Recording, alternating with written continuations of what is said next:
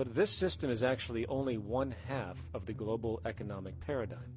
The other half is the monetary system. While the market system deals with the interaction of people gaming for profit across the spectrum of labor, production, and distribution, the monetary system is an underlying set of policies set by financial institutions which create conditions for the market system, among other things. It includes terms we often hear, such as interest rates, loans, debt, the money supply, inflation, etc. And while you might want to pull your hair out listening to the gibberish coming from the monetary economists, modest preemptive actions can obviate the need of more drastic actions at a later date. the nature and effect of this system is actually quite simple. Our economy has, or the global economy has, three basic things that govern it. One is fractional reserve banking, banks printing money out of nothing. It's also based upon compound interest. When you borrow money, you have to pay back more than you borrowed, which means that you, in effect, create money out of thin air, again, which has to be serviced by creating still more money. We live in an infinite growth paradigm. The economic paradigm we live in now is a Ponzi scheme. It's nothing grows forever. It's not possible. As a great psychologist James Hillman wrote, the only thing that grows in a human body after a certain age is cancer. It's not just the amount of money that has to keep growing, it's the amount of consumers. Consumers to borrow money at interest to generate more money, and obviously that's not possible on a finite planet. People are basically vehicles to just create money, which must create more money to keep the whole thing from falling apart, which is what's happening right now. There are really only two things anyone needs to know about the monetary system. 1. All money is created out of debt. Money is monetized debt, whether it materialized from treasury bonds, home loan contracts, or credit cards. In other words, if all outstanding debt was to be repaid right now, there would not be $1 in circulation. And 2, interest is charged on virtually all loans made, and the money needed to pay back this interest does not exist in the money supply outright. Only the principal is created by the loans, and the principal is the money supply. So, if all this debt was to be repaid right now, not only would there not be $1 left in circulation, there would also be a gigantic amount of money owed that is literally impossible to pay back, for it does not exist. The consequence of all of this is that two things are inevitable: inflation and bankruptcy. As far as inflation, this can be seen as an historical trend in virtually every country today, and easily tied to its cause, which is the perpetual increase of the money supply, which is required to cover the interest charges and keep the system going. As far as bankruptcy, it comes in the form of debt collapse. This collapse will inevitably occur with a person, a business, or a country, and typically happens when the interest payments are no longer possible to make. But there is a bright side to all of this. Well, at least in terms of the market system, because debt creates pressure. Debt creates wage slaves. A person in debt is much more likely to take a low wage than a person who isn't, hence becoming a cheap commodity. So it's great for the corporations to have a pool of people that have no financial mobility. But hey, that same train of thought also goes for entire countries. The World Bank and the International Monetary Fund, which mostly serve as proxies for transnational corporate interests, give gigantic loans to troubled countries at very high interest rates. And then, once the countries are deeply in the hole and can't pay, austerity measures are applied, the corporations swoop in, set up sweatshops, and take their natural resources. Now that's market efficiency. But wait, there's more. You see, there's this unique hybrid of the monetary and market system called the stock market, which rather than, actually produce anything real, they just buy and sell money itself. And when it comes to debt, you know what they do? That's right, they trade it.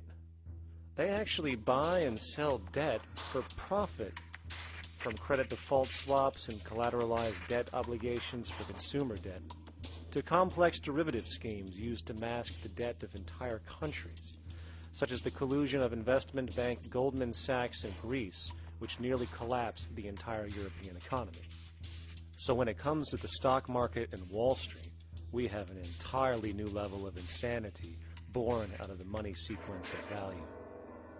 All you need to know about markets was written in an editorial in the Wall Street Journal a couple of years ago. It was called Lessons of the Brain-Damaged Investor.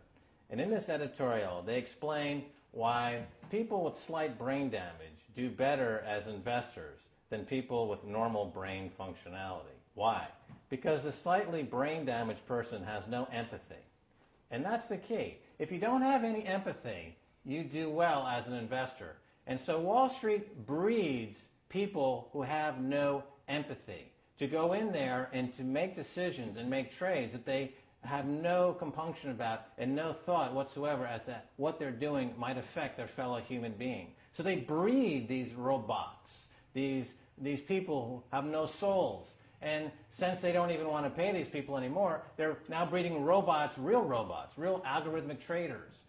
Goldman Sachs in the high-frequency trading scandal. They put a computer next to the exchange, the New York Stock Exchange.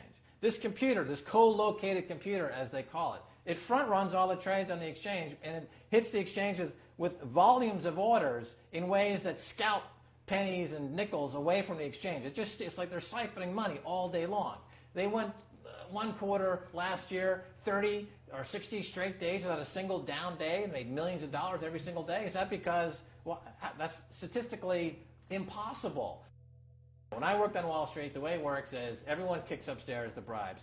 The brokers bribe to the office manager bribes to the regional sales manager sales manager bribes to the national sales manager. It's a common understanding. At Christmas, who gets the biggest bonus at Christmas in an average brokerage office? The compliance officer. The compliance officer sits there all day long. He's supposed to be making sure you don't violate any of the margin rules and you're complying with the law. Of course, yeah, to the extent that you can bribe the compliance officer, yeah, that's right, you are complying with the law. So how does fraud has become the system? It's no longer a byproduct. It is the system. You know, it's like that old Woody Allen joke. He says, "Doctor, my brother thinks he's a chicken." And the doctor says, "Take a pill, and that should cure the problem." And he says, "No, doctor, you don't understand. We need the eggs." Okay?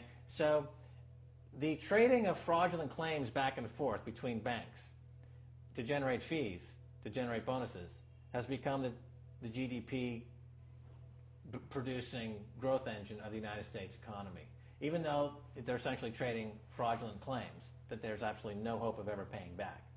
They're processing and generating and resecuritizing nothing. If I write $20 billion on a cocktail napkin and I sell it to J.P. Morgan, while J.P. Morgan writes $20 billion on a cocktail napkin, and we swap those two cocktail napkins at a bar, and we each pay ourselves 1/4% in a fee, we make a lot of money for our Christmas bonus. We each have on our books a $20 billion cocktail napkin, which has no real value until such time as the system is no longer able to absorb bogus cocktail napkins, in which case we go to the government to get bailed out. And because of Wall Street and the global stock market, there are now conservatively about $700 trillion of outstanding fraudulent claims known as derivatives, still waiting to collapse, a value amounting to over 10 times the gross domestic product of the entire planet. And while we have seen the bailouts of corporations and banks by governments, which of course comedically borrow their money from banks to begin with, we are now seeing attempts to bail out whole countries by conglomerates of other countries through the international banks. But how do you bail out a planet? There is no country out there that isn't now saturated in debt. The cascade of sovereign debt defaults we have seen can only be the beginning when the math is taken into account. It has been estimated in the United States alone that income tax would need to be raised to 65% per person just to cover the interest in the near future. Economists are now foreshadowing that within a few decades, 60% of the countries on the planet will be bankrupt. But hold on, let me get this straight. The world is going bankrupt, whatever the hell that means, because of this idea called debt, which doesn't even exist in the physical reality. It's only part of a game that we've invented. And yet the well-being of billions of people is now being compromised. Extreme layoffs, tent cities, accelerating poverty, austerity measures imposed, schools shutting down, child hunger, and other levels of familial deprivation, all because of this elaborate fiction. What are we, fucking stupid? Hey, Mars, my man. Help a brother out, huh?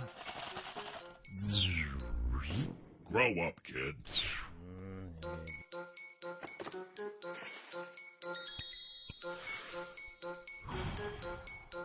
Saturn, what's up, man? You remember that smoking nebula I hooked you up with a while back? Listen, Earth, we're getting really tired of you. You've been given everything, and yet you waste it all. You got plenty of resources, and you know it. Why don't you grow up and learn some responsibility, for Christ's sake? You're making your mother miserable.